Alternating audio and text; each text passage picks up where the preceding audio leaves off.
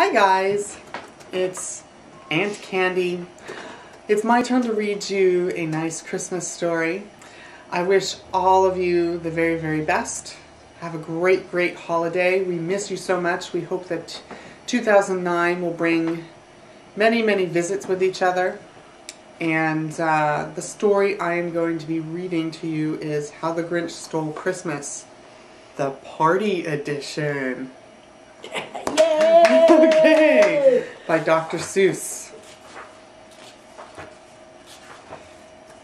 Every Who down in Whoville liked Christmas a lot. But the Grinch, who lived just north of Whoville, did not. The Grinch hated Christmas, the whole Christmas season. Now please don't ask why. No one quite knows the reason. It could be his head wasn't screwed on just right. It could be perhaps that his shoes were too tight.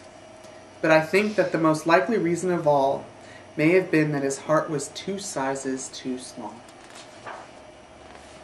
But whatever the reason, his heart or his shoes, he stood there on Christmas Eve, hating the Whos, staring down from his cave with a sour, grinchy frown at the warm lighted windows below in their town. For he knew every Who down in Whoville beneath was busy now hanging a mistletoe wreath. And they're hanging their stockings, he snarled with a sneer. Tomorrow is Christmas, it's practically here. Then he growled with his Grinch fingers nervously drumming. I must find a way to stop Christmas from coming. For tomorrow, he knew, all the Who girls and boys would wake bright and early. They'd rush for their toys. And then, oh, the noise!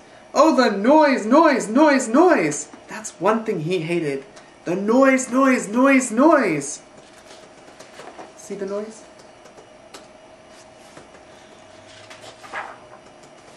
Then the Whos, young and old, would sit down to a feast. And they'd feast, and they'd feast, and they'd feast, feast, feast, feast. They would feast on Who pudding, and rare Who roast beast, which was something the Grinch couldn't stand in the least. And then they'd do something he liked least of all. Every Who down in Whoville, the tall and the small, would stand close together with Christmas bells ringing. They'd stand hand in hand, and the Whos would start singing. They'd sing, and they'd sing, and they'd sing, sing, sing, sing. And the more the Grinch thought of this Who Christmas sing, the more the Grinch thought, I must stop this whole thing. Why, for 53 years I've put up with it now. I must stop this Christmas from coming. But how? Then he got an idea, an awful idea. The Grinch got a wonderful, awful idea. I know just what to do, the Grinch laughed in his throat.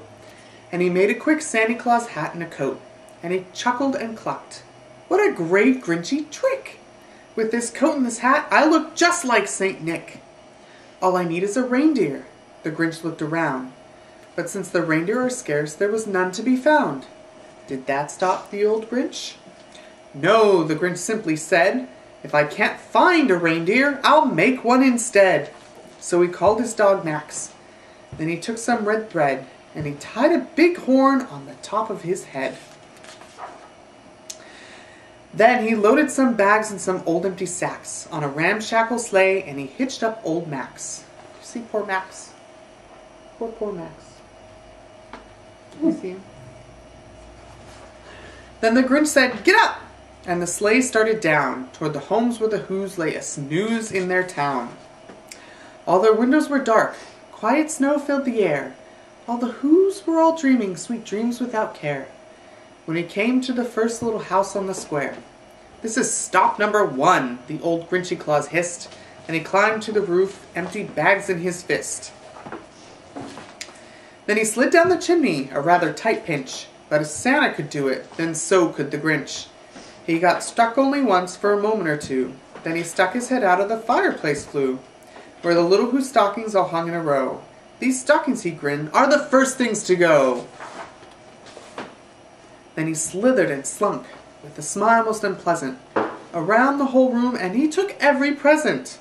Pop guns and bicycles, roller skates, drums, checkerboards, tricycles, popcorn, and plums. And he stuffed them in bags. Then the Grinch very nimbly stuffed all the bags one by one up the chimbley. Then he slunk to the icebox. He took the Who's feast. He took the Who pudding. He took the roast beast. He cleaned out that icebox as quick as a flash. Why, that Grinch even took their last can of Who hash. Isn't that a regulated substance? Then he stuffed all the food up the chimney with glee. And now, grinned the Grinch, I will stuff up the tree. And the Grinch grabbed the tree and he started to shove, when he heard a small sound like the coo of a dove. He turned around fast and he saw a small Who, little Cindy Lou Who was not more than 2.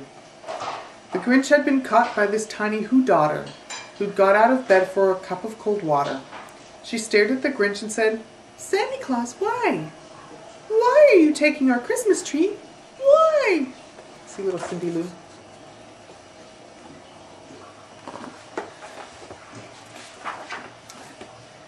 But you know that old Grinch was so smart and so slick. He thought up a lie and he thought up it quick. Why, my sweet little tot, the thanks Santa Claus lied, there's a light on this tree that won't light on one side. So I'm taking it home to my workshop, my dear. I'll fix it up there, then I'll bring it back here. And his fib fooled the child, then he patted her head, and he got her a drink and he sent her to bed. And when Cindy Lou Who went to bed with her cup, he went to the chimney and stuffed the tree up. Then the last thing he took was the log for their fire. Then he went up the chimney himself, the old liar. On the walls he left nothing but hooks and some wire. And the one speck of food that he left in the house was a crumb that was even too small for a mouse. Then he did the same thing to the other Who's houses, leaving crumbs much too small for the other Who's mouses. It was 15:15 dawn, all the Who's still abed, all the Who's still a snooze when he packed up his sled. Packed it up with their presents, the ribbons, the wrappings, the tags and the tinsel, the trimmings, the trappings. 3,000 feet up the side of Mount Crumpet, he rode with his load to the tip-top to dump it. Pooh-pooh to the Who's, he was grinchishly humming. They're finding out now that no Christmas is coming. They're just waking up. I know just what they'll do. Their mouths will hang open a minute or two. Then the Who's down in Whoville will all cry, boo-hoo. That's a noise, grinned the Grinch, that I simply must hear. So he paused, and the Grinch put his hand to his ear. And he did hear a sound rising over the snow. It started in low, then it started to grow. But the sound wasn't sad. Why, this sound sounded merry. It couldn't be so. But it was merry, very. He stared down at Whoville. The Grinch popped his eyes. Then he shook. What he saw was a shocking surprise. Every Who down in Whoville, the tall and the small, was singing without any presents at all. He hadn't stopped Christmas from coming. It came. Somehow or other, it came just the same. And the Grinch with his Grinch feet ice cold in the snow stood puzzling and puzzling. How could it be so? It came without ribbons, it came without tags, it came without packages, boxes, or bags. And he puzzled 3 hours till his puzzler was sore. Then the Grinch thought of something he hadn't before. Maybe Christmas, he thought, doesn't come from a store. Maybe Christmas, perhaps, means a little bit more. And what happened then? Well, in Whoville they say that the Grinch's small heart grew 3 sizes that day. And the minute his heart didn't feel quite so tight, he whizzed with his load through the bright morning light, and he brought back the toys and the food for the feast. And he himself, the Grinch, carved the roast beast. The end. Merry Christmas, you guys. I love you. You know the song? I'm not going to sing the song. Oh no!